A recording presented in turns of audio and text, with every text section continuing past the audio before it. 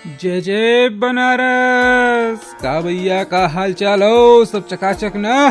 तो गुरु हो जाइए शुरू, बढ़ा लीजिए अपने रेडियो और मोबाइल का वॉल्यूम, क्योंकि शुरू हो चुका है आपका number 1 radio show good morning Banaras, listeners के नंबर 1 रेडियो स्टेशन आपकी वाणी आकाशवाणी पर। हमारा नाम बनारस बाबू,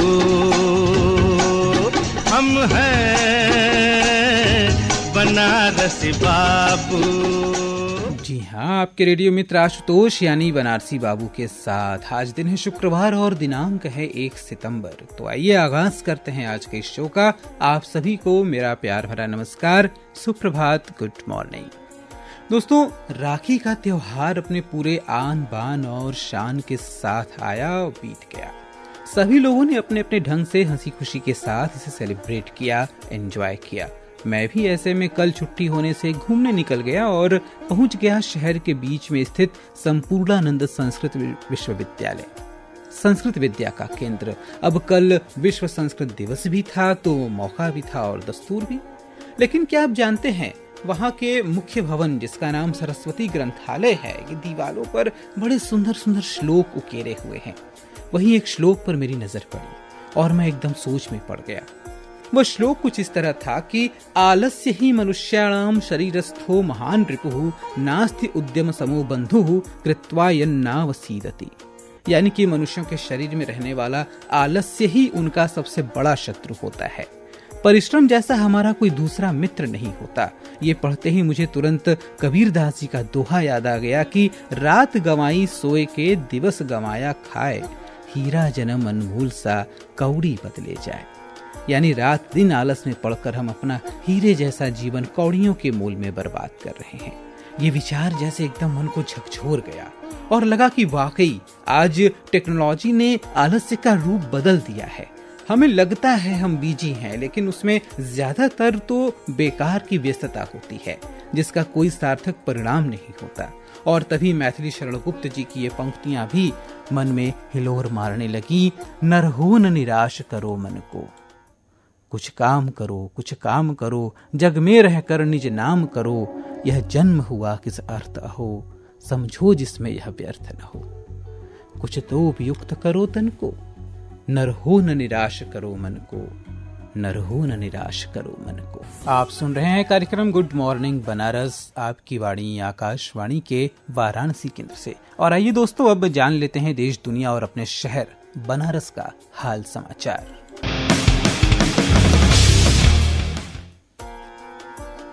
विश्व संस्कृत दिवस पर प्रधानमंत्री श्री नरेंद्र मोदी ने देशवासियों को बधाई देते हुए कहा कि कम से कम एक वाक्य संस्कृत में अवश्य लिखें। पीएम मोदी ने कहा कि भारत का संस्कृत के साथ विशिष्ट संबंध है। इस अवसर पर प्रधानमंत्री नरेंद्र मोदी ने संस्कृत भाषा में G20 शिखर सम्मेलन को लेकर एक पोस्ट किया। पीएम मोदी ने बताया कि भारत की मेजबानी में होने वाले इस सम्मेलन में दुनिया भर से लोग भारत आएंगे और यहाँ की महान संस्कृति के बारे में सीखेंगे। श्रोताओं, केंद्र ने 1988 बैच की जया वर्मा सिन्हा को रेलवे बोर्ड में अध्यक्ष एवं सीईओ की कमान सौंपी है। रेलवे बोर्ड के इतिहास में जया पहली महिला अध्यक्ष होंगी जो अनिल कुमार लाहौटी की जगह लेंगी। नियुक्ति समिति ने गुरुवार को जया वर्मा की नियुक्ति को मंजूरी दे दी है। वे आज पदभार ग्रहण करेंगी। उनका कार्यकाल 31 अगस्त 2024 तक होगा। जया का पैतृक गांव बलिया का बालूपुर रहा है। जिले में प्रतिभाओं को मंच और सांस्कृतिक कार्यक्रमों को बढ़ावा देने के लिए 1 सितंबर से न्याय पंचायत, ब्लॉक और जनपद स्तर पर काशी सांसद सांस्कृतिक महोत्सव का शुभारंभ किया जाएगा। जिले के नगरीय क्षेत्र में 20 और ग्रामीण क्षेत्र के 41 यानी कुल 61 स्थलों पर पंजीकृत कलाकार गायन, वादन, नृत्य, नुक्कड़ नाटक समेत अन्य विधाओं की सांस्कृतिक प्रतियोगिता में भाग लेंगे। स्टाम्प एवं न्यायालय पंजीयन शुल्क राज्य मंत्री स्वतंत्र प्रभार रविंद्र जायसवाल संत अतुलानंद कॉन्वेंट स्कूल से प्रतियोगिता का शुभारंभ करेंगे। शेष स्थलों पर स्थानीय जनप्रतिनिधि, पदाधिकारियों की मौजूदगी में महोत्सव प्रारंभ होगा। यह कार्यक्रम 26 सितंबर तक चलेगा। रुद्राक्ष कन्वेंशन सेंटर में 27 सितंबर को मेगा इवेंट होगा। इस प्रतियोगिता में भाग लेने वाले सभी कलाकारों को प्रमाण पत्र भी प्रदान किया जाएगा। महात्मा गांधी काशी विद्यापीठ ने स्नातक के पाठ्यक्रमों में छूटे अभ्यर्थियों को दाखिले की काउंसलिंग का एक अंतिम मौका और दिया है। सामान्य वर्ग की काउंसलिंग 1 सितंबर को और आरक्षित वर्ग की काउंसलिंग 2 सितंबर को होगी। पीजी स्तर के पाठ्यक्रमों में दाखिला विभागीय स्तर पर होंगे। प्रवेश सेल के समन्वयक प्रोफेसर के सिंह ने बताया कि काउंसलिंग कराने वाले जो अभ्यर्थी शुल्क जमा नहीं कर सके हैं, वे प्रार्थना पत्र देकर अपना शुल्क जमा कर सकते हैं। ग्रीष्मकालीन छुट्टियों में संचालित Banaras Mumbai central special train के फेरों में बढ़ोतरी की गई है। पूर्वोत्तर रेलवे के जनसंपर्क अधिकारी अशोक कुमार ने बताया कि ये ट्रेन 8 से 29 सितंबर तक प्रत्येक शुक्रवार को बनारस स्टेशन से दोपहर 2:30 बजे प्रस्थान करेगी और तीसरे दिन सुबह 4:35 पर मुंबई सेंट्रल पहुंचेगी। वापसी में इस ट्रेन का संचालन प्रत्येक बुधवार को मुंबई सेंट्रल स्टेशन से रात्रि 10:50 पर होगा, जो कि वहां से रवाना होकर तीसरे दिन सुबह 10:30 बजे बनारस स्टेशन पर आएगी। गुड मॉर्निंग बनारस की सबसे बड़ी गुड न्यूज जो आ रही है वो ये है कि एशियन चैंपियंस ट्रॉफी में भाग लेने वाली भारतीय टीम में बनारस के ललित उपाध्याय का भी चयन किया गया है। बेहद अनुभवी ललित 4 दशक बाद टोक्यो ओलंपिक 2020 में पदक जीतने वाली भारतीय हॉकी टीम का हिस्सा रह चुके हैं। शिवपुर के भगतपुर गांव के रहने वाले ललित ने महत्वपूर्ण सदस्य के तौर पर वर्ष 2018 में भारतीय टीम में अपनी जगह बनाई है।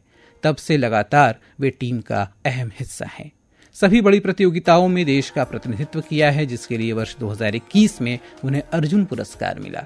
इस अवसर पर हम ललित उपाध्याय को ढेर सारी बधाई और शुभकामनाएं देते हैं। तो दोस्तों, ये था अपने शहर बनारस और देश दुनिया का हाल समाचार, और आइए अब करते हैं बातें गुजरे हुए कल की।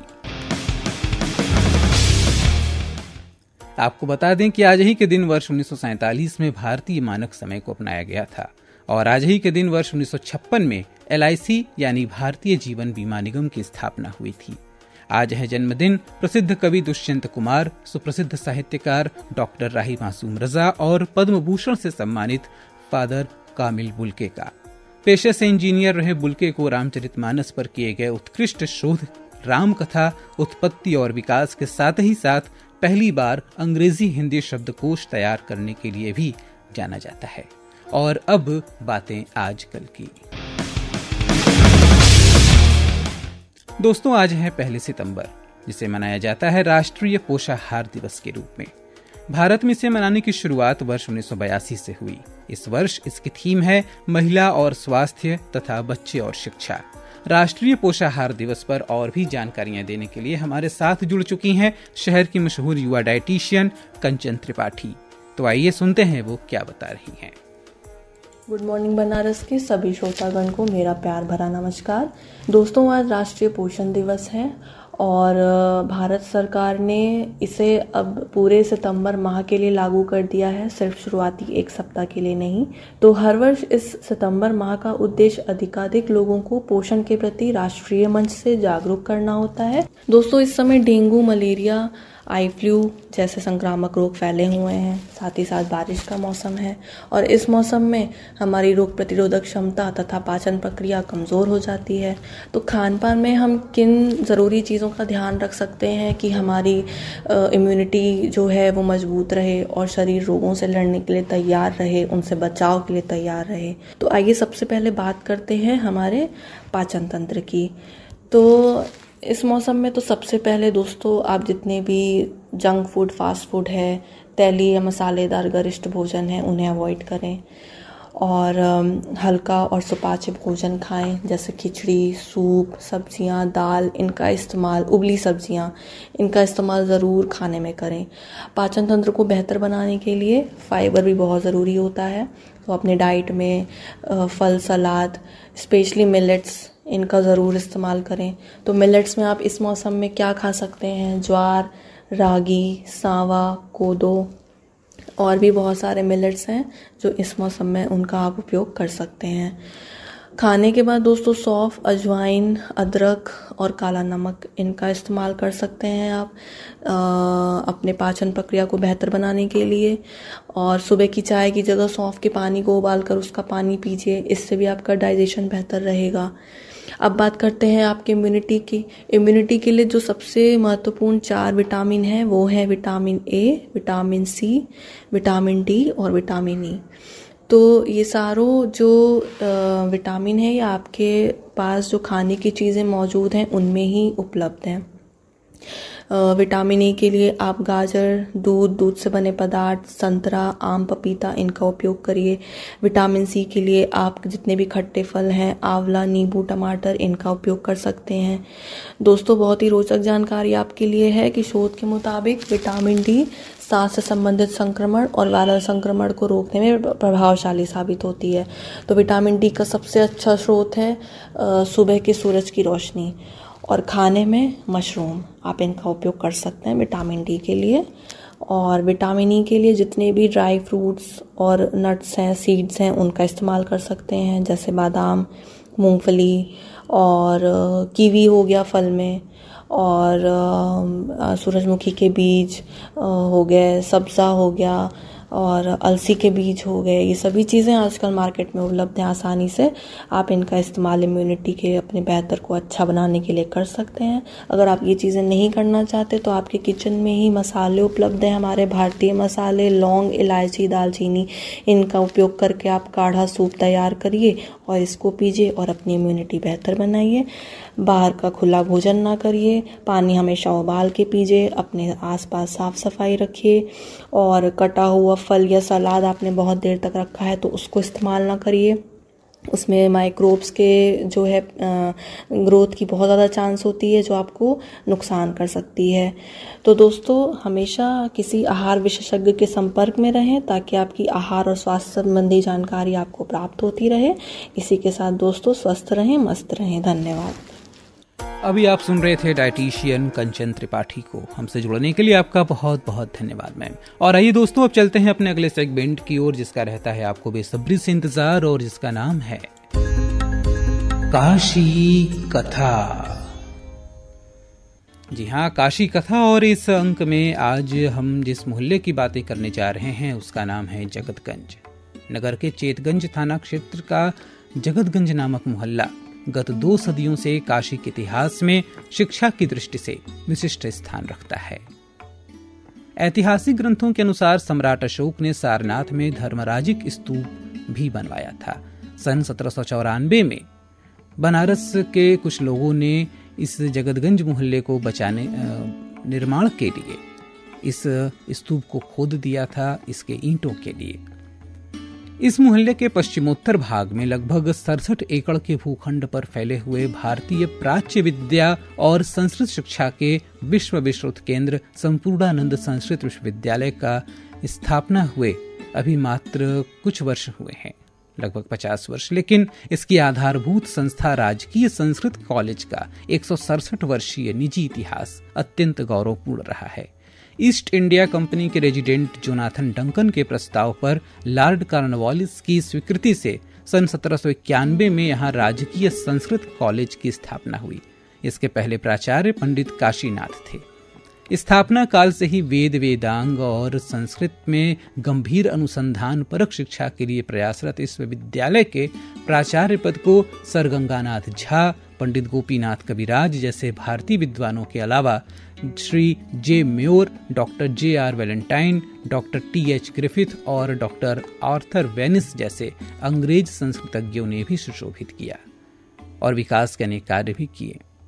जबकि 20वीं सदी आरंभ होने से पूर्व ही इस विद्यालय ने एक विश्वविद्यालय के रूप में कार्य करना आरंभ कर दिया। आगे चल करके डॉक्टर संपूर्णानंद जी के मुख्य मंत्रित्व काल में उनके और पंडित कमलापति त्रिपाठी के संयुक्त प्रयासों से काशी में 22 मार्च सन 1958 को वाराणसी संस्कृत विश्वविद्यालय की स्थापना हुई और यह महाविद्यालय उसी में तल्लीन हो गया।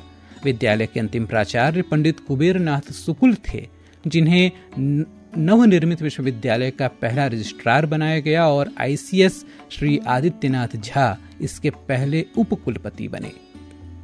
16 दिसंबर 1974 से इस विश्वविद्यालय का नाम बदलकर संपूर्णानंद संस्कृत विश्वविद्यालय हो गया है। यहाँ पर वेद, वेदांग, साहित्य, संस्कृति, दर्शन शास्त्र, श्रमण विद्या और आधुनिक ज्ञान विज्ञान नामक 5 संकायों के अंतर्गत कुल 22 विभाग हैं। यहाँ के सुप्रसिद्ध सरस्वती भवनम नामक पुस्तकालय में 1 लाख के ऊपर प्राचीन दुर्लभ पांडुलिपियां और लगभग 2 लाख मुद्रित पुस्तकें हैं। सन 1998 में विश्वविद्यालय परिसर में कांची कामकोटि के शंकराचार्य के कृपा प्रसाद से दक्षिणात्य शैली में निर्मित वाग्देवी मंदिर का उद्घाटन हुआ, जो नगर में अद्वितीय है। महान मनीषियों की साधना स्थली इस विश्वविद्यालय का लक्ष्य वाक्य है श्रुतम में गोपाय। जगतगंज मोहल्ले के दक्षिण भाग में स्थित राजकीय क्वींस कॉलेज की स्थापना 28 अक्टूबर सन 1891 को संस्कृत विद्यालय के रूप में हुई थी। यह विद्यालय क्रमशः Anglo Indian seminary school, Banaras government school और गवर्नमेंट क्वींस कॉलेज के रूप में परिणत होते हुए वर्तमान राजकीय क्वींस कॉलेज के नाम से नगर के एक प्रतिष्ठित विद्यालय के रूप में जाना जाता है। यद्यपि 19वीं सदी में यह विद्यालय कलकत्ता यूनिवर्सिटी और इलाहाबाद यूनिवर्सिटी से संबद्ध एक पीजी कॉलेज था, लेकिन वर्तमान में यहाँ मात्र माध्यमिक शिक्षा परिषद की इंटरमीडिएट तक की कक्षाएं चलती हैं। तो श्रोताओं, ये था काशी कथा में आज का अंक। और अब घड़ी की सुइयां कह रही हैं कि बनारसी बाबू चलने का वक्त हो गया है, तो गुरु मस्त रहा मस्त करा। जय जय बनारस।